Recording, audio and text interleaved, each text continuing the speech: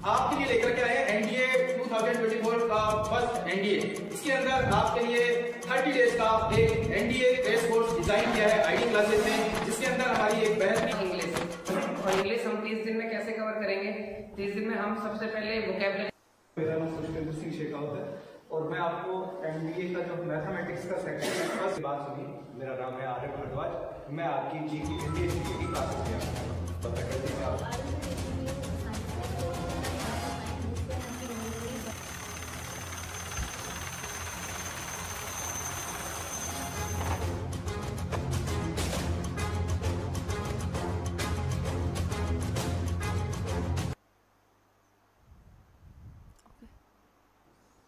So, hello defense aspirants to our channel ID Classes Jaipur. I'm Shivani Yadav welcoming you all on our channel YouTube platform ID Classes Jaipur. तो आज की जो video है वो specially NDA aspirants के लिए बहुत ही ज़्यादा स्पेशल होने वाली है, क्योंकि इस वीडियो में हम जिस टॉपिक के ऊपर बात करेंगे वो है एनडीए के अंदर मेडिकल टेस्ट में क्या क्या चीज़ें होती हैं। तो अगर हम स्टार्टिंग से बात करते हैं कि एनडीए के अंदर मेडिकल में क्या क्या होती हैं, तो सबसे पहले तो आपको ध्यान रखना है जिस दिन आप मेडिकल देने जाते हैं you need to be very clean and up on that day. उस दिन जो है वो आपको बहुत ज़्यादा अपने आप को साफ़ सफाई से करके जाना है। Like you have to wash your hands, you have to take a bath before going to the medical. So this is the most important thing, you doesn't look like you haven't clean on that day. तो ये चीज़ जो है वो सबसे ज़्यादा important होती है कि जिस दिन आप मेडिकल देने जा रहे हैं उस दिन आप अपनी साफ़ सफाई का पूरा ध्यान रखते हैं। अब बात करते हैं कि फिजिकल मेजरमेंट्स क्या क्या हो सकते हैं एनडीए के अंदर। तो अगर हम बात करें आर्मी की तो उसके लिए स्पेशल हाइट क्राइटेरिया 157 सेंटीमीटर होता है।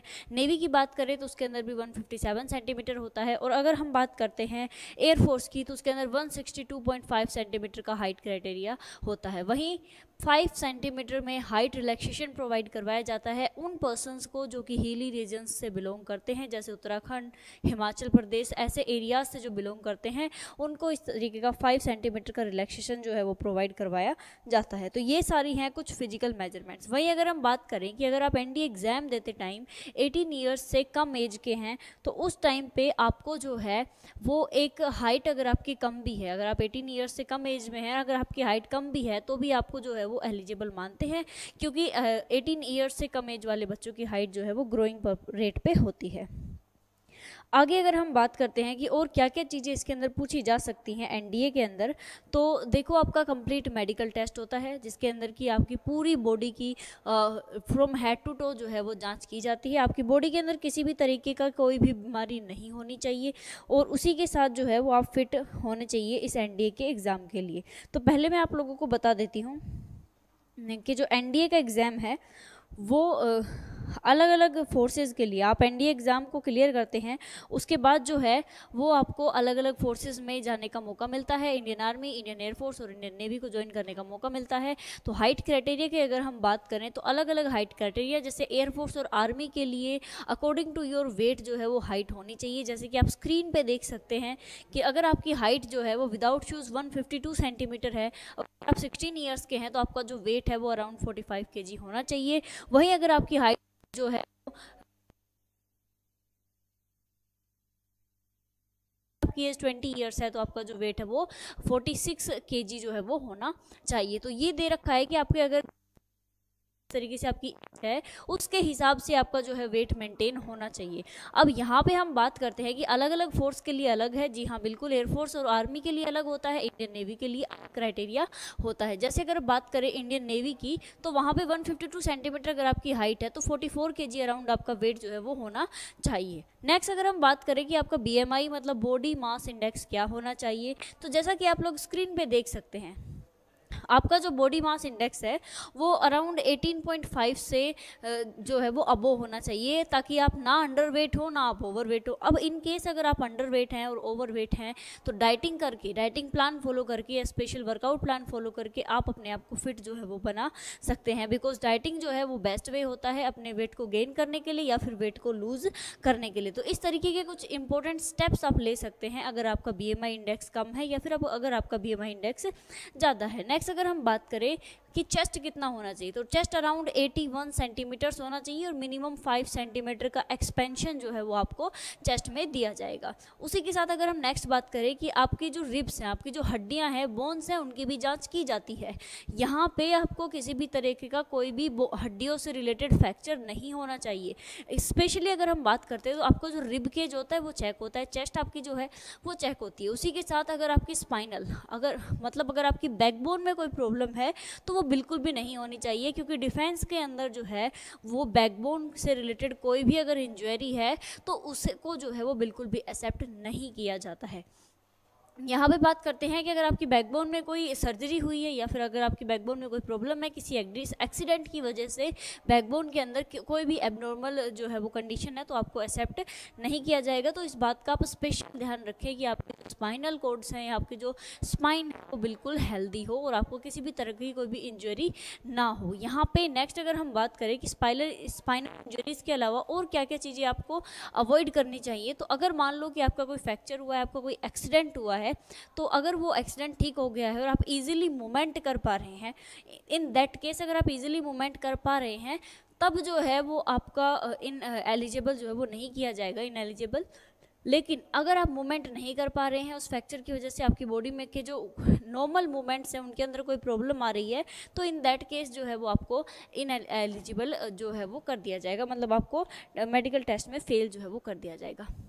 इसी के साथ अगर आप फ्रैक्चर के बाद भी बहुत सारी एक्सरसाइजेस को परफॉर्म कर पा रहे हैं, जैसे कि आपको स्क्रीन पे दिखाई गई हैं, अगर आप इन एक्सरसाइजेस को इजीली कर पा रहे हैं तो आपको मेडिकली अनफिट नहीं किया जाएगा, अदरवाइज आप मेडिकली अनफिट हो सकते हैं। तो इस बात का आप लोगों को खास ध्यान रखना है कि आपको कोई चोट ना लगे, आपका कोई एक्सीडेंट ना हो। वहीं अगर हम बात करते हैं कि डिफेंस के अंदर इस चीज़ को बहुत ज़्यादा इंपॉर्टेंस दी जाती है कि आपके जो बॉडी के अंदर जो बोन्स हैं वो बहुत स्ट्रॉन्ग होनी चाहिए, तो उसके लिए आप अपनी डाइट के ऊपर जो है वो स्पेशल फोकस कर सकते हैं। नेक्स्ट अगर हम बात करते हैं सर्जरी या फिर ऑपरेशन, तो इसके बारे में मैं आप लोगों को बता देती हूँ कि सर्जरी या ऑपरेशन जी हाँ बिल्कुल अलाउड होता है, लेकिन इसके पीछे भी बहुत सारे पॉइंट्स होते हैं। जैसे मान लो आपने अगर रिसेंटली सर्जरी करवाई है, ऑपरेशन करवाया है, तो जो है वो आपको अलाउ नहीं किया जाएगा, आपको अनफिट कर दिया जाएगा। वहीं अगर आपकी कोई सर्जरी बहुत ज़्यादा पुरानी है और उस सर्जरी की वजह से आपकी बॉडी पे कोई निशान या मार्क्स रह गए हैं, तो वो चीज़ जो है वो मैटर नहीं करेगी। अगर इन केस अगर आप फिजिकली जो है वो फिट होते हैं, आप फिजिकली बिल्कुल फिट होते हैं, मेडिकली फिट आपको कर दिया जाएगा। उस सर्जरी की वजह से आपकी बॉडी पर कोई इफेक्ट नहीं होना चाहिए। नेक्स्ट अगर हम बात करें कि आपके नोकनीज चेक किए जाते हैं, आपके नोकनीज चेक किए जाते हैं, जैसे कि आप इमेज में देख सकते हैं कि आपके नीज के बीच में ना तो बिल्कुल कम गैप होना चाहिए, ना ही बिल्कुल ज़्यादा जो है वो गैप होना चाहिए, बिल्कुल नॉर्मल आपके जो है वो नी होने चाहिए। अब नोकनी अगर आपको है तो आप इसको किसी भी तरीके की एक्सरसाइज, बहुत सारी ऐसी एक्सरसाइज होती हैं जो कि स्पेशली जो है वो नोकनी को ट्रीट करने के लिए करवाई जाती हैं, तो उन एक्सरसाइजेज को फॉलो करके आप जो है वो अपनी नोकनी की प्रॉब्लम ठीक कर सकते हैं।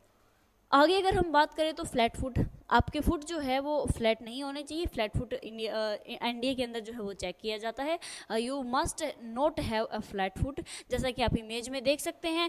नॉर्मल फुट इस तरीके का नज़र आता है, ये फ्लैट फुट फर्स्ट डिग्री है, ये फ्लैट फुट सेकंड डिग्री है और ये फ्लैट फुट थर्ड डिग्री है। तो आपके फ्लैट फुट जो है वो चेक किए जाते हैं। आपका एक नॉर्मल फिट होना चाहिए जो कि फर्स्ट वाली इमेज में आपको शो हो रहा है। तो ये चीज़ आप जो है वो घर पर भी चेक कर सकते हैं कि आपका फ्लैट फुट है कि नहीं। तो देखिए जो फर्स्ट इमेज में शो हो रहा था वो आपका फ्लैट फुट था। नेक्स्ट अगर हम बात करते हैं तो स्वेटी पाम्स, मतलब आपके हाथों में किसी भी तरीके का कोई स्वेट नहीं होना चाहिए, पसीना जो है वो नहीं आना चाहिए, तो स्वेटी पाम्स भी जो है वो चेक की जाती हैं। अगर हम बात करें तो इम्पीडमेंट ऑफ स्पीच, लाइक आपकी जो वॉइस है वो एकदम क्लियर होनी चाहिए।